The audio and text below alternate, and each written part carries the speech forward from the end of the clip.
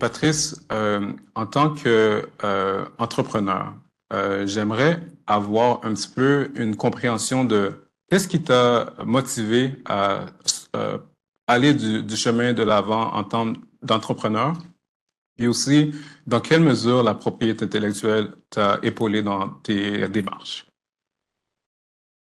Très belle question. En termes de motivation, Tu peux pas prendre en termes de motivation, cette question me ramène un peu à mon enfance. Et, euh, et lorsqu'on parle d'entrepreneur, la question que je me pose moi-même, c'est quel type d'entrepreneur je suis. Et je vais vous dire que pour moi, être entrepreneur, là, c'est quelqu'un qui découvre qu'il y a un problème quelque part, qui ouvre le capot, qui explore, qui découvre ce qui ne va pas, qui cherche la solution, qui ferme le capot et qui met à disposition quelque chose pour que tout le monde puisse l'utiliser. Et je le dis de cette façon-ci parce que depuis l'enfance, c'est un peu comme ça que j'ai fonctionné. Et ma description ressemble un peu à la description d'un garagiste hein, qui ouvre le capot. Là. Mais en fait, étant enfant, lorsque je roulais avec mon papa et que il y avait des problèmes mécaniques sur la voiture, j'entendais tout le temps parler du moteur. Ah, je me disais qu'il y a quelqu'un quelque part dans le capot là qui s'appelle moteur. C'est ce que je me disais comme enfant. et, euh, et bien entendu, à un moment donné, il y a un garagiste qui arrivait. Je m'installais juste à côté pour attendre, voir cette personne qui est là, qui roule la voiture, qui s'appelle moteur. Je vais voir comment il va sortir. Il va parler avec ce monsieur qui s'appelle mécanicien. Et il va résoudre le problème. Et mon problème à chaque fois, c'était toujours de voir, mais finalement, ce monsieur-là, il a travaillé et puis d'un seul coup, ça marche, mais j'ai pas vu monsieur moteur. Donc c'était une question qui m'était toujours restée comme ça en tête. C'est pour vous montrer que j'avais déjà cet état d'esprit un peu de recherche de compréhension d'un problème. J'ai une autre anecdote un peu chez moi et toujours dans l'enfance. Lorsque mes parents sortaient de la maison, ils devaient tout le temps garder tous les postes radio. On les mettait dans les placards, on les gardait très très loin. Parce que s'ils faisaient pas ça, j'allais démonter le poste radio. Et je le faisais pourquoi? Parce que je me posais la question, si il y a un son là-dedans, à l'époque c'était Otis Redding, des choses, il y a un son là-dedans, il y a sûrement un monsieur là-dedans qui a dû trouver une méthode pour se redevenir tout petit. Mais il faut que je démonte pour pouvoir savoir, ce monsieur-là, il faut que je le voie. Et donc c'était un peu ce genre d'opération. Vous comprenez, j'avais une tendance un peu très très technique là. Dans mon développement, j'ai suivi tout un processus technique. Et à un moment donné, lorsqu'on parle de pays, mon premier contact avec les notions de pays, c'est en école d'ingénieur. J'ai suivi une formation très technologique. Je me suis beaucoup spécialisé dans les puces à l'époque. Bon, j'étais quelqu'un qui avait pris l'habitude d'ouvrir des capots d'ordinateur et ainsi de suite. Et je rencontre deux autres amis à l'école d'ingénieurs. On voyait dans le sous-sol de l'école, c'était des gros laboratoires. On était vraiment dans notre domaine. Hein. Et on se met ensemble à trois et on s'amuse un peu entre les systèmes d'exploitation et puis le hardware d'ordinateur. Hein. Et on réalise qu'on a une capacité à rendre le DOS multitâche. Ceux qui connaissent le DOS Operating System, à l'époque, là, c'était système avec un problème de système d'exploitation. On pouvait faire juste une commande à la fois.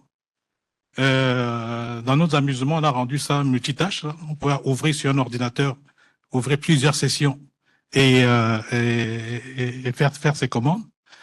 On trouvait ça extraordinaire. Il y a une grosse compagnie qui était intéressée par ça, qui s'appelle Air Liquide en France. On a même vendu quelques exemplaires. Et tout de suite, on a eu quelqu'un qui était en relation avec nous et qui nous a dit, ouais, faut stopper d'essayer de faire du commerce, là. Maintenant, il faut protéger ce que vous avez là.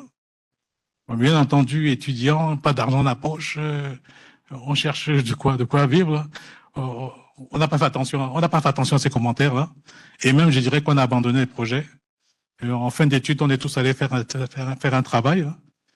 Et c'est quelques temps après que OS2 de IBM là, sort sur le marché. Ça paraît un peu fou, là. Mais lorsqu'on creuse un peu, je regarde un peu avec mes amis, on réalise que c'est vraiment un système multitâche qu'on essaie de faire, là. C'est ça qui s'appelle OS2 chez IBM. Je ne veux pas dire qu'on aurait fait la même aventure commerciale que eux, là, mais c'est sûr et certain que si nous avions pris la peine de faire un brevet sur qu'est-ce que nous faisions là, on serait au minimum en discussion avec ce géant-là. On sera au minimum en discussion avec eux. Et ça, c'est quelque chose qui m'est resté en tête. Dire, effectivement, il faut faire des choses, hein, mais par moment, il faut s'arrêter et se poser la question, est-ce que ce que je fais là a une autre utilité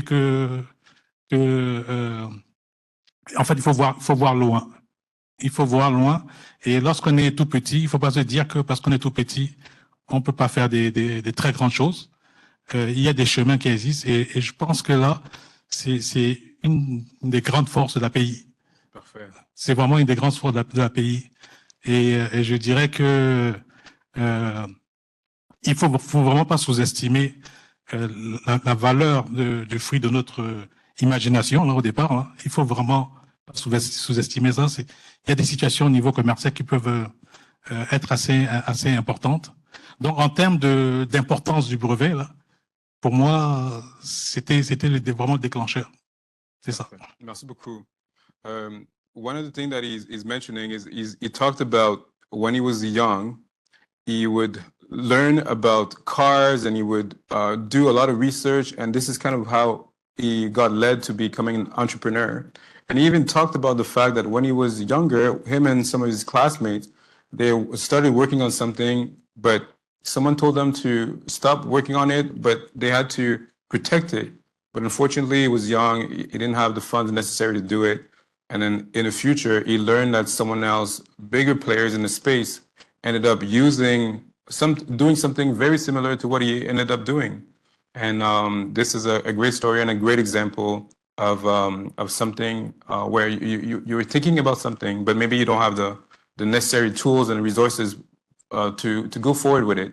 And he's also saying that it's something that we should not take for granted.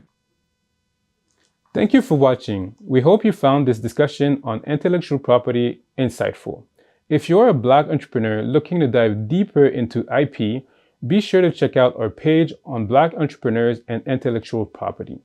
There, you'll find information on funding programs, success stories, and other resources to get you inspired and started on your journey with IP. You can also book a free one-on-one session with an intellectual property advisor in your region to get advice on how IP can help you grow your business.